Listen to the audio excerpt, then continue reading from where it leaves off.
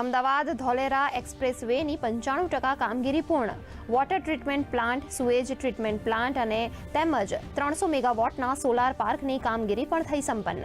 મુખ્યમંત્રીએ ધોલેરા એસઆઈઆર અને સ્માર્ટ સિટીના વિવિધ વિકાસ કામોનું કર્યું સ્થળ નિરીક્ષણ. 12 જેટલા પ્રોજેક્ટ્સની પ્રગતિ વિશે મેળવી માહિતી. વડોદરા શહેરને માર્ગ, મકાન, મેગા સોલર પ્લાન્ટ, ડ્રેનેજ સહિત વિવિધ વિકાસ કાર્યોની મળી વણઝાર. મુખ્યમંત્રી ભૂપેન્દ્ર પટેલે વિવિધ પ્રકલ્પોના કરાવ્યા ખાતમુહૂર્ત અને શુભારંભ.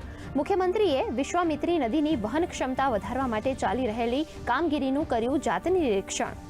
ચંડોળા તળાવમાં ગેરકાયદેસર રીતે બાંધકામ કરનાર મુખ્ય આરોપી લલ્લા બિહારી આખરે પોલીસના સકંજામાં. આરોપી ઉત્તર પ્રદેશ ભાગે તે પહેલા ક્રાઇમ બ્રાન્ચની ટીમે રાજસ્થાનથી પકડ્યો. ગેરકાયદેસર વસતા લોકોને ડોક્યુમેન્ટ માટે લેટર પેડ બનાવી આપવા સાથે બિન અધિકૃત રીતે આર્થિક લાભ મેળવવા સહિતના મામલે કરાશે પૂછપરછ. અમદાવાદના 2 વિસ્તારોમાં આગની ઘટના સામે આવી.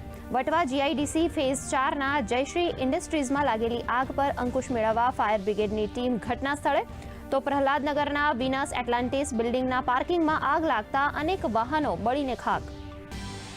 હવે તિરુપતિ બાલાજી મંદિર અને શ્રી કાલહસ્તી મંદિર જવા માટેની મુસાફરી બનશે વધુ આરામદાયક.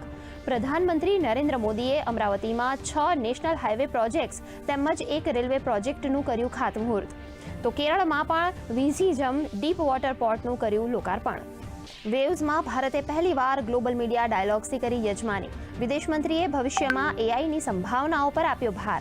માહિતી અને પ્રસારણ મંત્રી અશ્વિની વૈષ્ણવે કહ્યું, આ પ્લેટફોર્મ કન્ટેન્ટ ક્રિએટર્સને આપી રહી છે ભરપૂર તક. પાકિસ્તાનની વધુ એક અવળચંડાઈ. પાકિસ્તાનના હેકરે સમૂહે ભારતીય વેબસાઇટને હેક કરવાના કર્યા પ્રયાસ. ભારતીય સાયબર સુરક્ષા એજન્સીઓએ હુમલાના પ્રયાસને નિષ્ક્રિય કર્યો. કહ્યું, આ સાયબર એટેક પાકિસ્તાનની હતાશા ભરેલી માનસિકતાનું પ્રતિબિંબ.